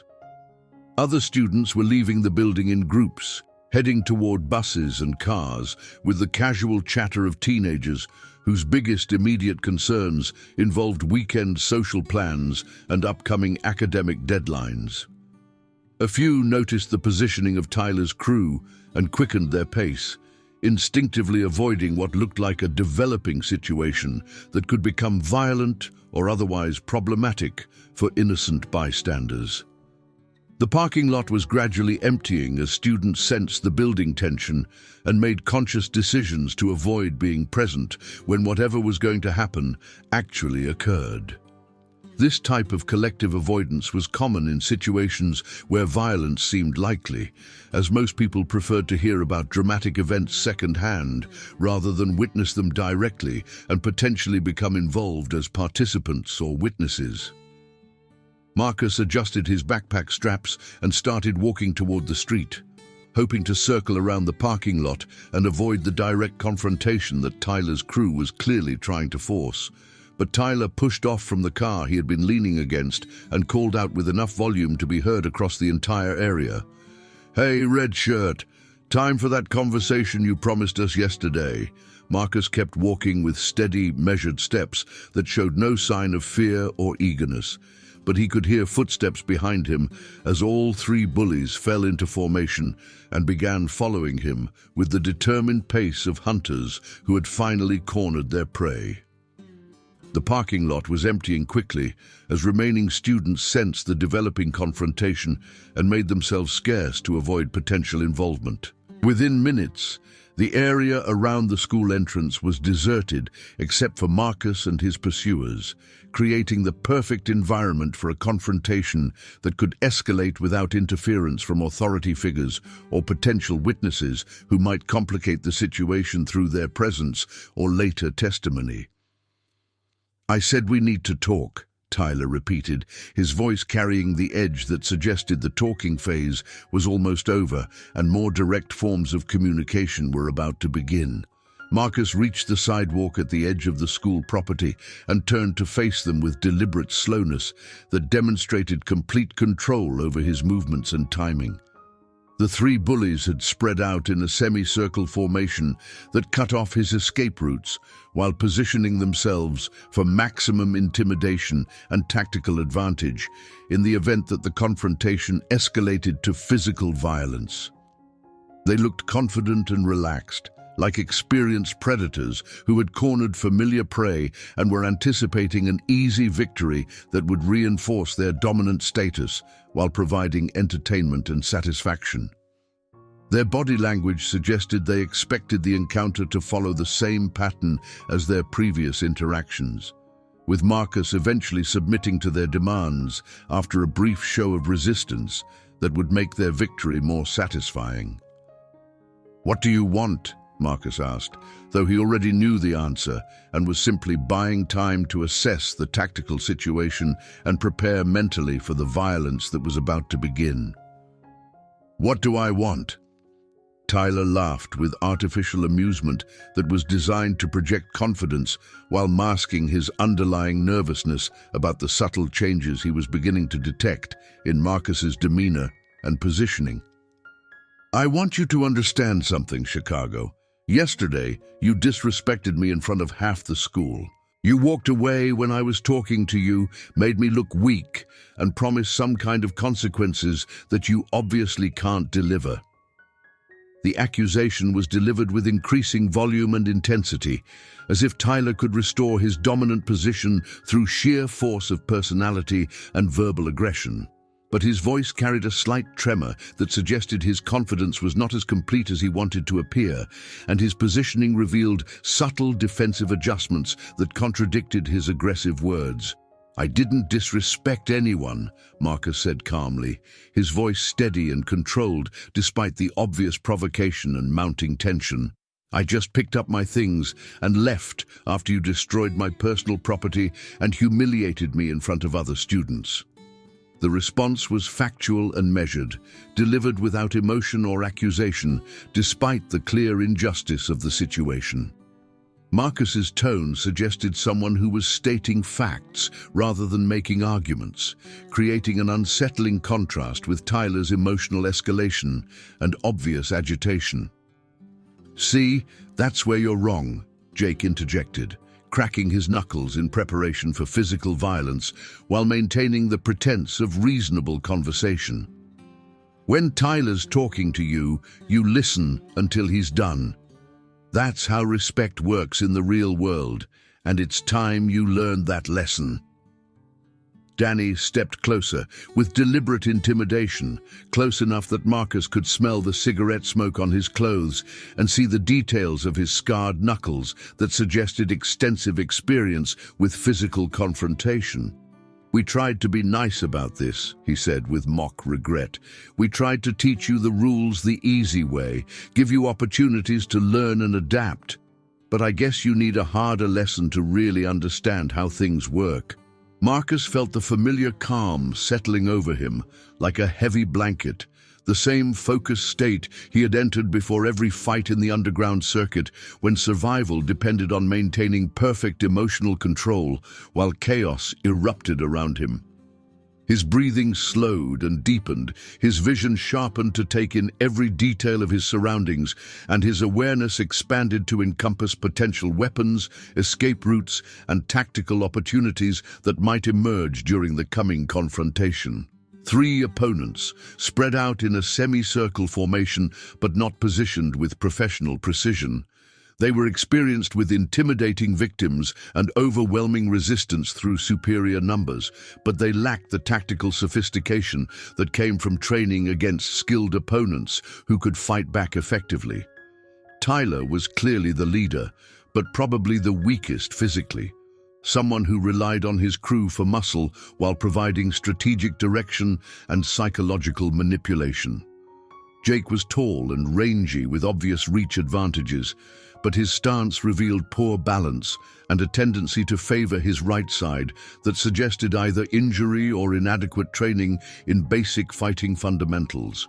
His height could be an advantage in grappling situations, but it also created a higher center of gravity that could be exploited by someone who understood leverage and timing. Danny was the most dangerous of the 3. Built like a wrestler with the kind of compact muscle mass that suggested real training and experience with physical confrontation. His scarred knuckles indicated recent fights, and his positioning revealed better tactical awareness than his companions displayed. He would need to be neutralized quickly and decisively to prevent him from providing effective support to the others. "Last chance, red shirt," Tyler said with theatrical finality, pulling off his jacket and tossing it aside in a gesture that was designed to demonstrate his commitment to physical confrontation while providing him with greater freedom of movement. "Get on your knees, apologize for disrespecting me, and maybe we'll just rough you up a little instead of putting you in the hospital." The ultimatum was delivered with the confident expectation of compliance, as if Tyler genuinely believed that the threat of escalated violence would be sufficient to restore Marcus's submission and allow them to conclude the confrontation with their authority reinforced and their dominance publicly demonstrated. Marcus slowly shrugged off his backpack, setting it down carefully on the sidewalk with movements that were deliberate and methodical rather than hurried or emotional. The action was performed with the same attention to equipment management that characterized all aspects of his preparation and training, ensuring that his possessions would be protected and easily retrieved after the confrontation was concluded. Something about his careful, professional approach to preparing for violence made Jake take a half step backward in response to some instinctive recognition that the situation was not developing according to their expectations. The subtle retreat revealed uncertainty that contradicted the aggressive posturing that Tyler's crew had been maintaining throughout their confrontation. "You sure you want to do this?" Marcus asked, his voice carrying a new quality that none of them had heard before during their previous encounters. It wasn't fear or pleading, it was the calm certainty of someone who knew exactly what was about to happen and was completely prepared for the consequences that would follow. The question was delivered without emotion or elaboration, but something about its tone and timing sent a chill through all 3 members of Tyler's crew that they couldn't fully explain or understand. They had been expecting tears, pleading, or angry outbursts that would provide them with additional opportunities for humiliation and psychological manipulation. "What's that supposed to mean?" Danny demanded, his voice carrying an edge of uncertainty that revealed his growing discomfort with Marcus's unexpected responses and behavior patterns. His experience with intimidation tactics had taught him to recognize when victims were exhibiting behaviors that didn't fit expected patterns, and Marcus was clearly demonstrating capabilities and confidence that were inconsistent with his previous submissions. Marcus straightened up from placing his backpack down with fluid precision that suggested extensive training in rapid deployment and tactical preparation, and when he looked at them again, the transformation was complete and unmistakable. The quiet, submissive boy they had been terrorizing for days was gone, replaced by someone with the predatory stillness and focused intensity of a trained fighter who was mentally and physically prepared for combat. "It means," Marcus said softly, his words carrying across the empty parking lot with perfect clarity despite their quiet delivery, "you picked the wrong kid to mess with." The statement was delivered as a simple fact rather than a boast or threat, but something about its absolute certainty made Tyler's crew exchange uncertain glances as they began to realize that their assumptions about Marcus might have been fundamentally incorrect from the beginning. Tyler lunged first with the wild, uncontrolled aggression of someone who had never faced serious resistance and relied primarily on intimidation rather than actual fighting skills. His attack was a classic haymaker punch that telegraphed itself from 3 feet away, thrown with maximum force but minimal technique in a desperate attempt to end the confrontation quickly before his uncertainty could undermine his confidence completely. Marcus slipped the punch with minimal effort, stepping inside Tyler's guard with fluid precision that demonstrated years of training in defensive movement and tactical positioning. The dodge was smooth and economical, requiring just enough movement to avoid the attack while maintaining perfect balance and positioning for his counterattack. As Tyler's momentum carried him past his intended target, Marcus drove a devastating uppercut into his solar plexus with surgical precision, targeting the nerve cluster that would disable his opponent's breathing and muscular control without causing permanent damage. The punch was thrown with perfect technique and timing, generating maximum power through proper body mechanics rather than wild swinging. The impact made a wet, crunching sound that echoed across the empty parking lot like a gunshot, followed immediately by Tyler's gasping attempts to breathe as his diaphragm spasmed and his nervous system struggled to process the sudden trauma. Marcus grabbed the back of Tyler's head as he doubled over and drove a knee into his face with controlled force that was calculated to disable rather than permanently injure. Tyler's nose broke with an audible crack, and blood immediately began streaming down his face as he dropped to the pavement in a dazed heap. The entire sequence had taken less than 3 seconds and demonstrated a level of fighting skill that was completely inconsistent with Marcus's previous behavior and apparent capabilities. Jake and Danny rushed him simultaneously in a coordinated attack that suggested some tactical awareness and understanding of basic fighting principles. But Marcus had been expecting the 2-on-1 assault and was already moving to counter their strategy before they could fully implement it. He sidestepped Jake's charge with minimal effort, grabbed his extended arm, and used the taller boy's momentum against him in a perfect demonstration of leverage and timing that sent him face first into the side of a parked car. Jake hit the metal surface with a sound like a gunshot and immediately slumped to the ground, groaning and clutching his head while blood seeped from multiple lacerations caused by the impact.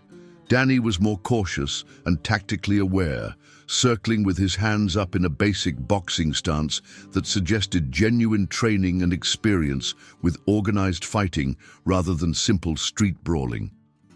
"Who the hell are you?" he demanded, looking at Tyler's motionless form and Jake's obvious injuries with shock and growing fear that revealed his recognition that he was facing a genuinely dangerous opponent. His question carried both literal curiosity about Marcus's identity and deeper confusion about how they could have so completely misjudged someone they had been systematically victimizing for days. The revelation that their victim possessed serious fighting skills was psychologically destabilizing in ways that went beyond simple tactical considerations to challenge their fundamental understanding of social dynamics and personal safety. Marcus didn't waste time or energy on verbal responses, instead moving forward with the fluid precision and controlled aggression that had been honed through years of underground competition against opponents who could seriously injure or kill him if he made tactical mistakes. His approach was methodical and professional, designed to end the confrontation quickly and decisively while minimizing his own risk of injury. He feinted high with a jab that drew Danny's guard upward, then immediately followed with a devastating body shot that targeted the liver with surgical precision. The punch was thrown with perfect technique and timing, generating tremendous power through proper weight transfer and body mechanics that had been refined through thousands of hours of training and competition. Danny doubled over in agony as his nervous system processed the trauma to his internal organs, and Marcus immediately followed up with a left hook that snapped his head sideways and sent him spinning into the school's brick wall. The combination was executed with the kind of seamless flow that separated trained fighters from people who simply knew how to throw punches, demonstrating muscle memory and tactical awareness that came only through extensive experience with real combat. Danny hit the wall hard and slid down to a sitting position, spitting blood and holding his ribs while his eyes struggled to focus on his surroundings. The entire confrontation had lasted less than 30 seconds from beginning to end, leaving 3 experienced bullies in various stages of consciousness and injury, while Marcus stood in the middle of the sidewalk, barely breathing hard. Marcus looked down at the 3 bullies who had learned the difference between intimidating helpless victims and fighting someone who actually knew how to defend himself effectively. Tyler was semi-conscious and mumbling incoherently through his broken nose, blood pooling on the pavement beneath his face. Jake was still pressed against the car, afraid to move in case he had suffered a concussion that could be aggravated by sudden motion. Danny had slid down the wall and was sitting on the ground, spitting blood and gingerly testing his ribs for breaks while his vision slowly cleared. The scene was both shocking and educational, demonstrating the consequences of systematic bullying when the victims possessed capabilities that their tormentors had failed to recognize or anticipate. The violence had been swift, decisive, and controlled, designed to neutralize immediate threats while sending a clear message about future interactions. "Listen carefully," Marcus said, his voice carrying easily across the parking lot despite its quiet delivery, reaching all 3 of his defeated opponents with perfect clarity. "This ends now. You don't talk to me, you don't look at me, and you sure as hell don't touch me or my stuff ever again. If I hear about you bothering anyone else the way you bothered me, I'll find you and we'll have another conversation that will be much less pleasant than this one. Do you understand?" The warning was delivered with calm authority that left no doubt about Marcus's willingness and ability to follow through on his promises.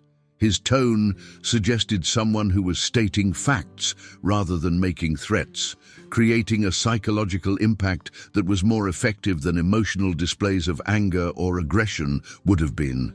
Danny nodded weakly from his position against the wall, his eyes never leaving Marcus's face as he processed the complete reversal of their power dynamic and the implications for his future behavior.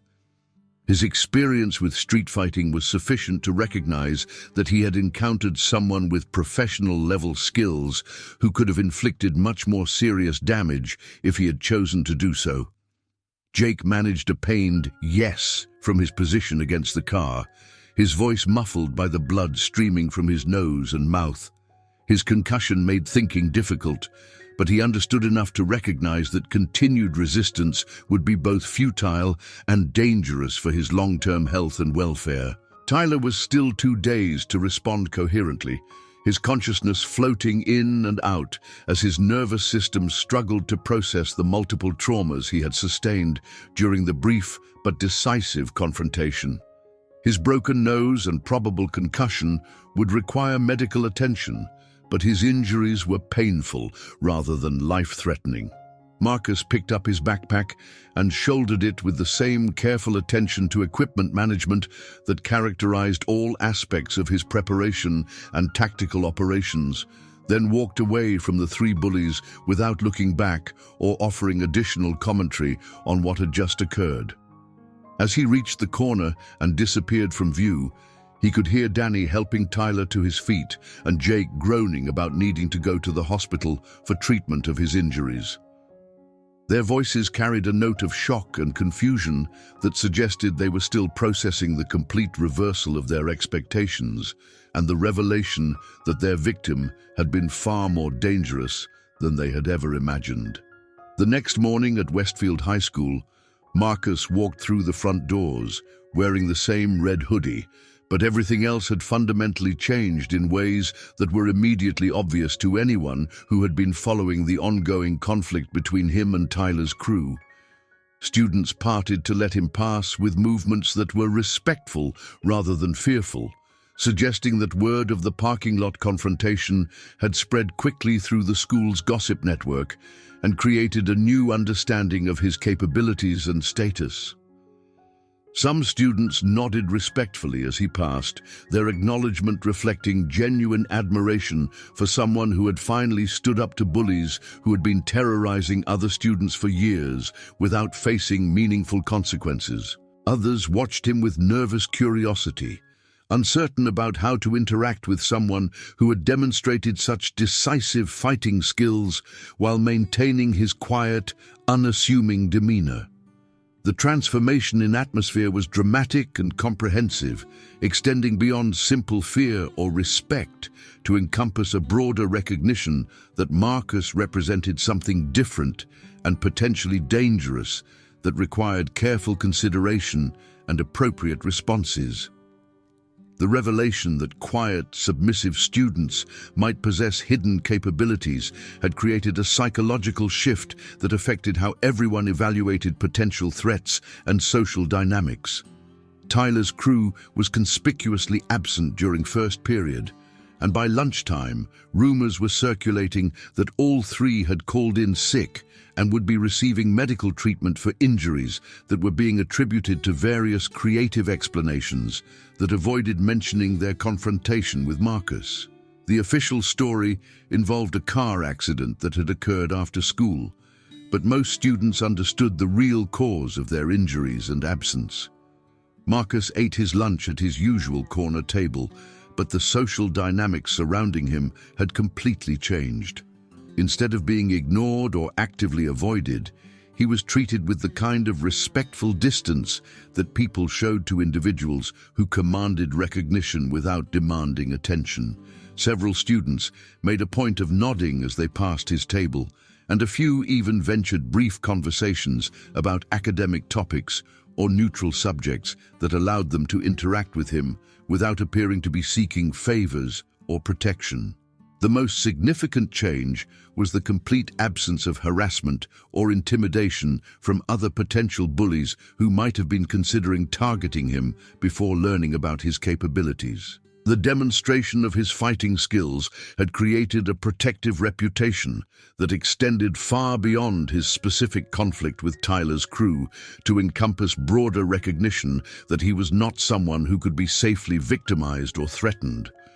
When Tyler, Jake, and Danny finally returned to school 3 days later, their appearance told the story of their encounter more effectively than any verbal account could have managed.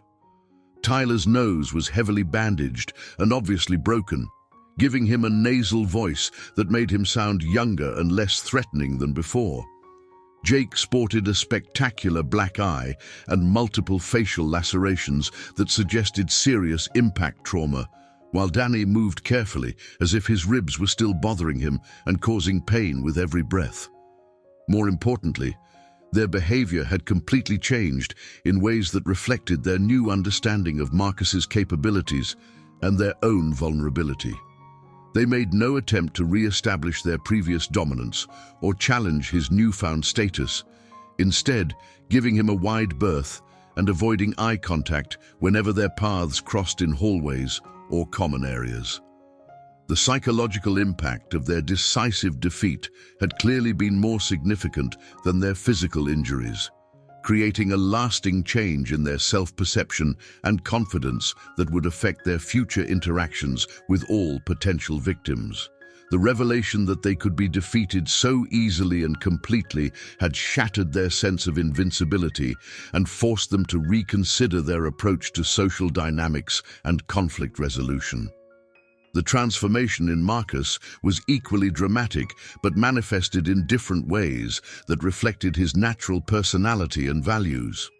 He still wore his red hoodie and kept mostly to himself, maintaining the quiet demeanor that had initially made him appear vulnerable to predators like Tyler's crew. But he now carried himself with subtle confidence that commanded respect without demanding attention, demonstrating that strength could be expressed through restraint rather than aggression. He had learned through painful experience that sometimes the only way to stop systematic bullying was to meet aggressors on their own terms and demonstrate consequences that were severe enough to deter future harassment. But he had also made sure not to become what he had fought against, using his skills only when necessary and always with controlled precision that minimized damage while maximizing deterrent effect. One afternoon, about 2 weeks after the parking lot incident, Marcus was approached by a younger student who was clearly experiencing the kind of systematic harassment that he had recently escaped through decisive action. The boy was nervous and obviously frightened, stammering as he asked if Marcus might be willing to help him deal with some older students who were making his life miserable through daily extortion and humiliation. Marcus listened to the story with patient attention, recognizing the familiar pattern of psychological intimidation and financial exploitation that characterized most organized bullying campaigns. The younger student's experiences were virtually identical to his own recent ordeal, suggesting that Tyler's crew had either returned to their old habits with more vulnerable targets or that other groups had moved in to fill the power vacuum created by their temporary absence. After hearing the complete account of the harassment, Marcus agreed to have a conversation with the bullies in question, understanding that his reputation would likely be sufficient to resolve the situation without requiring actual violence. The conversation was indeed brief and educational, conducted in the hallway between classes where other students could observe the interaction and spread word about its outcome. The bullies in question were underclassmen who had apparently decided to emulate Tyler's crew without understanding the risks involved in targeting students who might possess unexpected capabilities or connections to people who could retaliate effectively. Marcus's calm explanation of the consequences they could expect if their harassment continued was delivered with the kind of quiet authority that left no doubt about his willingness to follow through on his promises. The younger student's problems disappeared immediately and permanently as word spread through the school that Marcus Rodriguez was someone who protected victims rather than preying on them. His reputation as a defender of vulnerable students was established through this incident and reinforced through several similar interventions over the following weeks.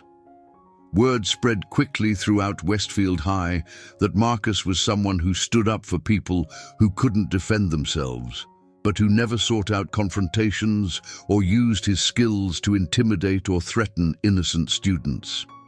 His approach was consistently reactive rather than proactive, responding to requests for help from genuine victims, while avoiding any behavior that could be construed as bullying or inappropriate use of his fighting abilities.